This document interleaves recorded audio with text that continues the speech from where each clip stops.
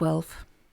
Those soothsayers, weather watchers, old wife tale-tellers and local shepherds who, having taken delight in the red sky of the previous night, felt confident to predict a great day on the morrow, awoke upon a Saturday morning that was to be a turning point, nay, a veritable watershed in the borough's history, for today the eyes of the world would turn upon Brentford.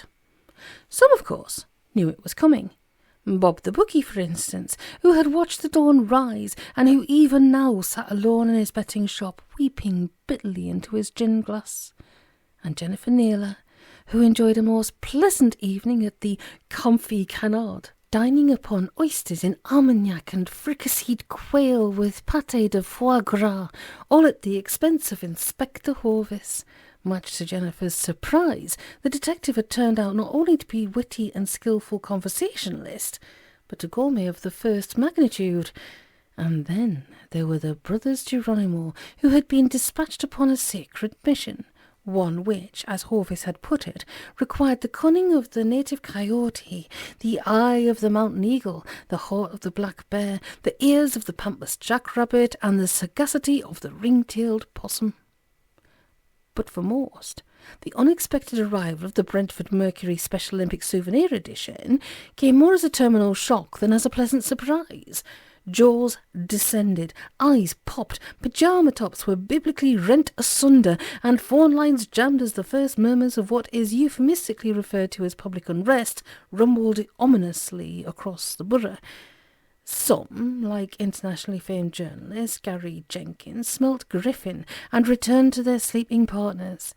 Others, and this must certainly include the likes of John Omally within their avaricious ranks, could only smell the green and folding stuff. By 10 o'clock, the Mercury's office was under siege. The crowd spilled from the pavement and blocked both sides of the high street. Traffic ground to a halt, horns were honked, hooters hooted, blasphemies exchanged, and invective given its full head. From his open window on high, the editor, already in a state of high delirium, raved at the crowd, who answered his words with catcalls, hoots of derision, and the waving of impoverished banners. For the most part, his words were lost amidst the ferment below, and lovers of mime were similarly lost in admiration for the dramatic, although often enigmatic nature of his gestures. The Mercury office being less than 100 yards from Brentford Police Station, the arrival of the boys in blue seemed very much on the cards, and so it was that, their official coffee break completed, the gallant lads climbed into their squad cars, set the sirens a-wailing, and the beacons a-flashing, and sat eagerly in the car park waiting for the traffic to clear. At a little after 10:30, Inspector Hovis appeared on the scene. He entered the Mercury's office by the rear door, thrust the gibbering editor away from the window, and addressed the crowd through an amplified loudhailer. His speech was brief and to the point. He informed the crowd that a model of the Olympic Stadium, complete with full plans and specifications, could be seen that very afternoon at the town hall from the 2 o'clock onwards. He made some mention of riot shields and extendable truncheons, tear gas canisters, rubber bullets, and policemen on horseback, and went on to offer his own feelings about the severity of sentences currently being meted out to rioters and those engaged in unlawful assembly.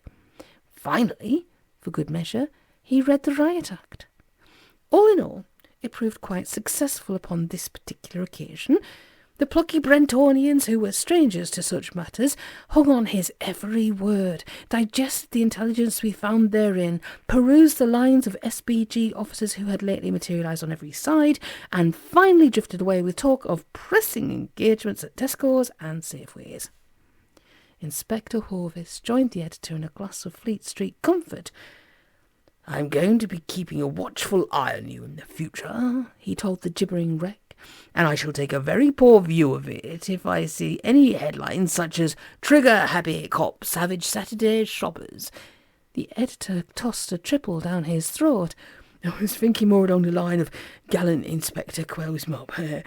"Inspector," said Hovis.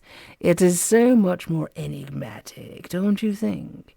You'll want a photograph of me for the front page. I'll have an officer drop you round a couple of 10x8 glossies." "Thanks very much," said the editor of the Brentford Mercury.